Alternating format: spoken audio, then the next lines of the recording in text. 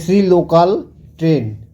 এবার শিয়ালদহ হাওড়া স্টেশন থেকে ছুটবে এসি লোকাল ট্রেন। স্বপ্ন পূরণের বেশি দেরি নেই। বর্তমান ওয়েস্টার্ন রেল 8টি এসি লোকাল আর মধ্য রেলে চলে 5টি। আপাতত সেন্ট্রাল রেল বা মধ্য রেল এসি লোকাল ট্রেনের বাড়ানোর কোনো খবর নেই। তবে পূর্ব রেলের অধীনে এসি লোকাল চললে উপকৃত হবে বহু মানুষ। এই লাইনে এত বেশি মানুষ যাতায়াত করেন, তাতে লাভের অঙ্ক বাড়বে রেলের।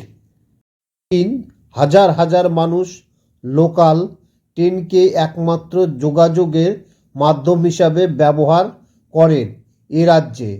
উপচে পড়া ভিড় দেখলেই অনুমান করা যায় লোকাল ট্রেনের যাত্রী সংখ্যা কত।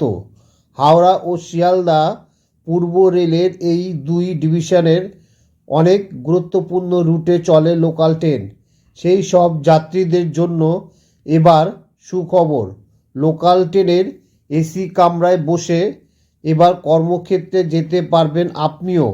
জল্পনা ছিল অনেক দিন ধরেই, তবে সম্প্রতি পূর্ব রেলের জন্য এসি ট্রেনও বরাদ্দ করে দেওয়া হয়েছে। আপাতত মহারাষ্ট্রে চলে লোকাল ট্রেন, তবে ক্রমশ দেশের বিভিন্ন রুটে এসি ট্রেন চালু করা হচ্ছে বলে রেলের সূত্রে খবর। সম্প্রতি রেলের তরফে 12 কোচের এসি রেক তৈরি করার কথা বলা হয়েছে ইন্টিগ্রাল কোচ ফ্যাক্টরিকে। মোট 8টি এসি ট্রেন তৈরির কথা বলা হয়েছে। এর মধ্যে ওয়েস্টার্ন রেলকে দেওয়া হবে 4টি ট্রেন।